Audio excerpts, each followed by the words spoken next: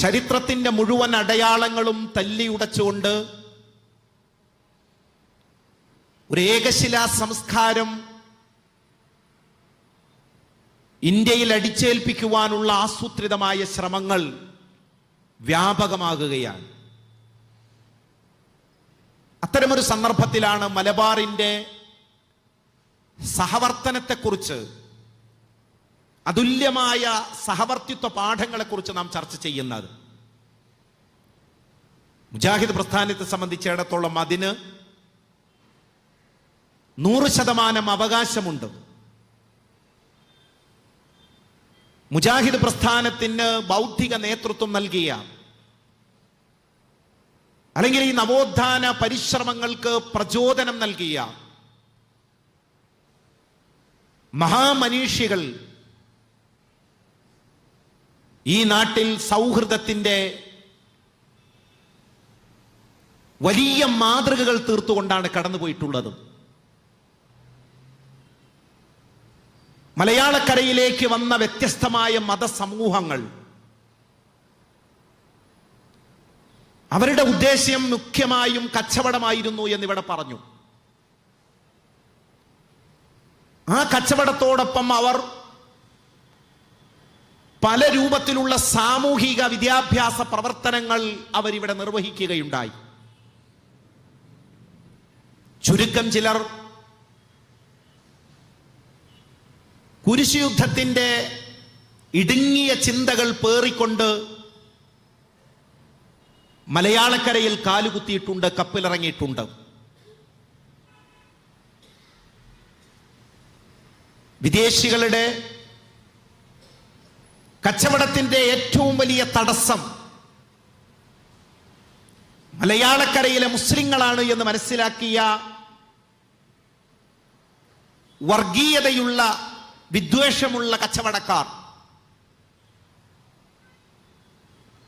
കുരിശ് യോദ്ധാക്കൾ എടുത്തണിഞ്ഞ ചില വിദ്വേഷത്തിന്റെ അടയാളങ്ങൾ എടുത്തണിയാനും അത് ഉപയോഗിക്കുവാനും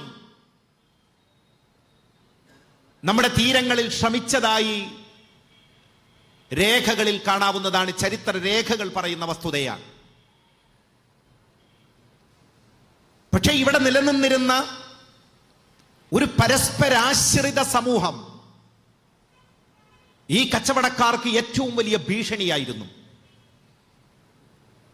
മലയാളി സമൂഹത്തിന്റെ ഏറ്റവും വലിയ സവിശേഷതയായി ചരിത്രകാരന്മാർ അടയാളപ്പെടുത്തിയിരിക്കുന്നത് എല്ലാ കാലത്തും ഈ സമൂഹം ഒരു പരസ്പരാശ്രിത സമൂഹമായി നിലനിന്നിരുന്നു എന്നാണ്. എല്ലാവർക്കും എല്ലാവരെയും ആവശ്യമുണ്ടായിരുന്നു. ഇങ്ങനെ ആവശ്യമില്ല എന്ന് തോന്നുമ്പോഴാണ് സമൂഹത്തിൽ വിഭാഗീയത വളരുന്നത്, പടരുന്നതും. ഒരു കച്ചവട സമൂഹത്തെ സംബന്ധിച്ചിടത്തോളം പരസ്പരാശ്രിതത്വം എന്നത് വളരെ പ്രധാനപ്പെട്ടതാണ്. മുസ്ലിം സമൂഹം ഒരു കച്ചവട സമൂഹമാണ്. 18-ാം നൂറ്റാണ്ട് വരെ തീരങ്ങളിൽ മാത്രം വസിച്ചിരുന്ന മുസ്ലിം കൂട്ടങ്ങൾ 18-ാം നൂറ്റാണ്ടോടുകൂടിയാണ് ഉൾപ്രദേശങ്ങളിലേക്ക് നീങ്ങുന്നത്. ഒരുപാട് വിജയങ്ങളെയും പരാജയങ്ങളെയും ആ കാലഘട്ടങ്ങളിൽ അവർക്ക് അഭിമുഖീകരിക്കേണ്ടി വന്നിട്ടുണ്ട്. അവരുടെ കച്ചവട പുരോഗതിയും സ്വാധീനവും ചിലരെയെല്ലാം അസ്വസ്ഥപ്പെടുത്തിയിട്ടുണ്ട്. അതുകൊണ്ട് പരസ്പരാശ്രിത സമൂഹം, മാതൃകാപരമായ സഹവർത്തനത്തിന്റെ അടയാളങ്ങൾ തീർക്കുന്ന ഒരു സമൂഹം എന്ന നിലയിൽ നിന്ന് ഒരു കാടൻ ജനതയാക്കി ചിത്രീകരിക്കുവാനുള്ള ശ്രമങ്ങൾ ഉണ്ടായതായി നമുക്ക് കാണാൻ കഴിയും. ഇവിടെ സാമൂതിരിയും മുസ്ലിങ്ങളും തമ്മിലുള്ള പരസ്പരമായ ആശ്രിതത്വം അത് ചരിത്ര പ്രസിദ്ധമാണ്. സാമൂതിരിക്ക് മുസ്ലിങ്ങളെയും മുസ്ലിങ്ങൾക്ക് സാമൂതിരിയെയും ആവശ്യമുണ്ടായിരുന്നു.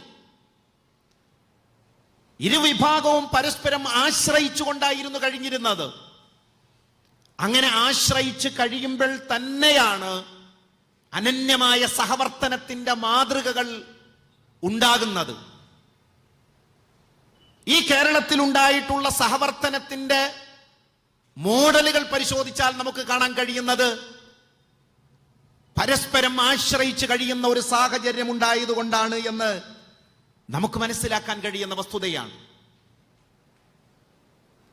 ഇതിലാണ് പോർച്ചുഗീസുകാർ വന്ന് വിദ്വേഷത്തിന്റെ വിഷം വിതറുന്നത്. പരസ്പര വിശ്വാസത്തിൽ കഴിഞ്ഞിരുന്ന രണ്ട് സമൂഹങ്ങൾ, രണ്ട് പ്രബല കക്ഷികൾ പരസ്പരം ശത്രുതയിലാവുകയും ചതിയിൽ കൊല ചെയ്യപ്പെടുന്ന സാഹചര്യം സൃഷ്ടിക്കുകയും ചെയ്യുന്നു. സാമൂതിരിയും കുഞ്ഞാലി മരക്കാർമാരും ഉണ്ടായിരുന്ന ആ സൗഹൃദം ചരിത്രത്തിൽ ആവേശത്തോടു കൂടിയാണ് നമ്മൾ വായിച്ചിട്ടുള്ളത്. പക്ഷേ അതിന്റെ അവസാന ഘട്ടങ്ങളിലേക്ക് പ്രവേശിക്കുമ്പോൾ വിഷമത്തോടു കൂടിയല്ലാതെ ചരിത്രം വായിച്ചു തീർക്കുവാൻ നമുക്ക് കഴിയില്ല. സാമൂതിരിയുടെ എല്ലാ അർത്ഥത്തിലുമുള്ള ഭദ്രതയ്ക്ക് വേണ്ടി പണിയെടുത്തിരുന്ന വിഭാഗങ്ങളെ ചതിയിൽ പിടിച്ചു കൊടുക്കുകയാണ്. തുണ്ടം തുണ്ടമാക്കിയിട്ട് പോർച്ചുഗീസുകാർ അവരുടെ മുഴുവൻ ശത്രുതയും തീർക്കുന്ന ചരിത്രം കണ്ണീര് കൂടിയല്ലാതെ വായിച്ചു തീർക്കാൻ കഴിയില്ല. ഞാൻ പറയുന്നത് മലയാളക്കരയിലെ സഹവർത്തനത്തിന്റെ വലിയ മാതൃകകളെ പൊളിക്കാൻ വേണ്ടി ശ്രമിച്ചത് അധിനിവേശ ശക്തികളാണ്. പിന്നീട് വന്ന ബ്രിട്ടീഷുകാരും ഇതേ തന്ത്രം തന്നെയാണ് പയറ്റിയത്. ഇവിടെ ജീവിക്കുന്ന സമൂഹങ്ങളിൽ തമ്മിൽ പരസ്പര ആശ്രിതത്വം നിലനിൽക്കുമ്പോൾ, പരസ്പര വിശ്വാസം നിലനിൽക്കുമ്പോൾ സാമ്രാജ്യത്വ താല്പര്യങ്ങളെ വിജയിപ്പിക്കുവാൻ കഴിയില്ല എന്ന് ഇംഗ്ലീഷുകാർ മനസ്സിലാക്കി. അതുകൊണ്ടാണ് ഭിന്നിപ്പിച്ച് ഭരിക്കുവാൻ വേണ്ടി, വർഗീയമായി വിഭജിക്കുവാൻ വേണ്ടി എല്ലാ ശ്രമങ്ങളും നടത്തിയത്. അത് ലോകത്തിന്റെ ഏതു ഭാഗങ്ങളിലും നടന്ന അധിനിവേശ ചരിത്രങ്ങൾ സൂക്ഷ്മമായി നമ്മൾ വിശകലനം ചെയ്യുമ്പോൾ നമുക്ക് അക്കാര്യം സുതരാം ബോധ്യമാകും. ടിപ്പുവിനെ ഒരു മതഭ്രാന്തനാക്കി അവതരിപ്പിക്കുവാൻ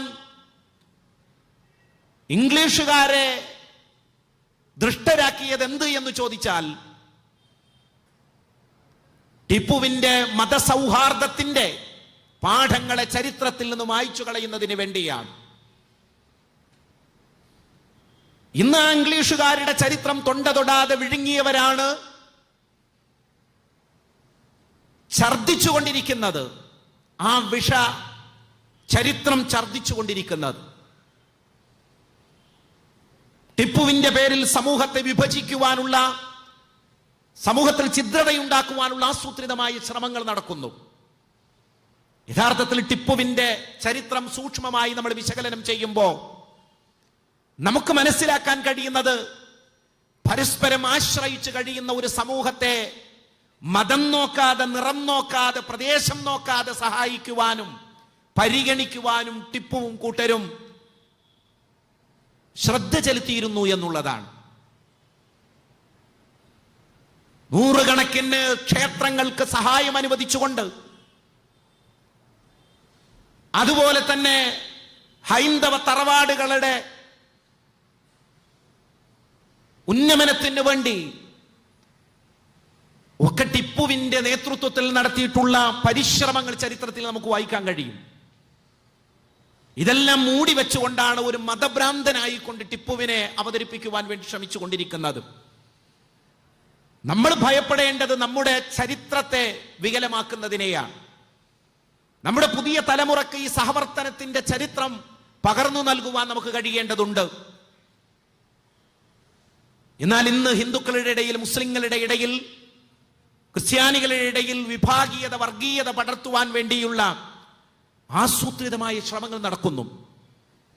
IS-ന്റെയും അൽ ഖായിദയുടെയും പേരിലുള്ള ശബ്ദ സന്ദേശങ്ങൾ വ്യാജമായി പ്രചരിപ്പിച്ചുകൊണ്ട് മുസ്ലിങ്ങൾക്കിടയിൽ, ഹൈന്ദവ സഹോദരങ്ങൾക്കിടയിൽ, ക്രൈസ്തവ സഹോദരങ്ങൾക്കിടയിൽ നിലനിൽക്കുന്ന സഹവർത്തനത്തിന്റെ ആ മാതൃകകളെ തല്ലിയുടച്ച് ഇവിടെ കലാപഭൂമിയാക്കി മാറ്റുവാനുള്ള ശ്രമങ്ങൾ നടക്കുകയാണ്. ഇടയായിക്കൊണ്ട് ദേശീയ മാധ്യമങ്ങൾ പോലും അത് വളരെ ഗൗരവത്തോടു കൂടിയാണ് റിപ്പോർട്ട് ചെയ്തുകൊണ്ടിരിക്കുന്നത്. എവിടുന്നോ കിട്ടിയ ശബ്ദ സന്ദേശങ്ങൾ ആളുകൾ കൗതുകത്തോടുകൂടി പ്രചരിപ്പിച്ചുകൊണ്ടിരിക്കുകയാണ്. ചിലർ അത്ഭുതം കൊണ്ട്, ചിലർ അപകടം മറ്റുള്ളവർക്ക് കാണിച്ചു കൊടുക്കുന്നതിന് വേണ്ടി, ചിലർ മറ്റുള്ളവരെ പ്രേരിപ്പിക്കുന്നതിന് വേണ്ടി ഒക്കെ നടത്തിക്കൊണ്ടിരിക്കുന്ന ഇത്തരം ശ്രമങ്ങൾ കൊണ്ട് യഥാർത്ഥത്തിൽ നമ്മുടെ സമൂഹത്തിൽ ഉണ്ടാകുന്നത് പരിഹരിക്കാൻ കഴിയാത്ത വിഭാഗീയതയും ഛിദ്രതയുമാണ് എന്ന് നമ്മൾ മനസ്സിലാക്കേണ്ടതുണ്ട്. ഇത് തന്നെയാണ് സഹവർത്തനത്തിന്റെ ശത്രുക്കള്, സൗഹൃദ സഹവർത്തിത്വത്തിന്റെ ശത്രുക്കൾ ആഗ്രഹിക്കുന്നത്. ഇവിടം ഒരു കലാപഭൂമിയായി മാറണം. ഇവിടെ മതങ്ങളെക്കുറിച്ച് പറയുന്നത്, മതജീവിതം നയിക്കുന്നത്, മതസൗഹാർദ്ദം നിലനിൽക്കുന്നത് എല്ലാം ഇല്ലാതായിക്കൊണ്ട് അരാജകത്വത്തിലേക്കും സദാചാര മൂല്യങ്ങൾ തകർന്ന ഒരു സാഹചര്യത്തിലേക്കും ഒക്കെ മാറണമെന്നാണ് ആഗ്രഹിക്കുന്നത്. ഇന്ത്യയിൽ വ്യാപകമായി ബോധപൂർവമായ ശ്രമമാണ് നടന്നുകൊണ്ടിരിക്കുന്നത്. നോക്കൂ നിങ്ങൾ, അവസാനമായി താജ്മഹലുമായി ബന്ധപ്പെട്ടിട്ടുള്ള വിവാദം കുത്തിപ്പൊക്കി. തീർച്ചയായും നമ്മൾ വിചാരിക്കുന്നു അടുത്ത തെരഞ്ഞെടുപ്പോടുകൂടി താജ്മഹലിന്റെ ചരിത്രമാണ് ഇനി ഇവിടെ വിവാദമാക്കാൻ പോകുന്നത്. കാരണം വർഗീയ ഫാസിസ്റ്റ് ശക്തികളുടെ മുമ്പിൽ ചില അജണ്ടകളുണ്ട്.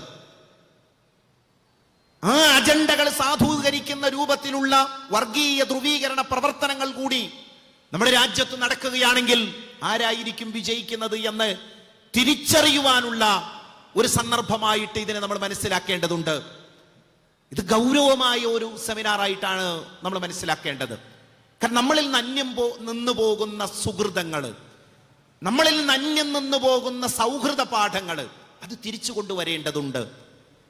പരസ്പരം ആവശ്യമാണ്. ഹിന്ദുക്കൾക്ക് മുസ്ലിങ്ങളെയും, മുസ്ലിങ്ങൾക്ക് ഹിന്ദുവിനെയും, ഹിന്ദുവിന് ക്രിസ്ത്യാനിയെയും ആവശ്യമുണ്ട്, ഇല്ല എന്നല്ല, ആവശ്യമാണ് എന്നുള്ള രൂപത്തിലേക്ക് നാം വളരുമ്പോൾ സ്വാഭാവികമായും ഇവിടെ നല്ല സൗഹൃദം നിലനിൽക്കും.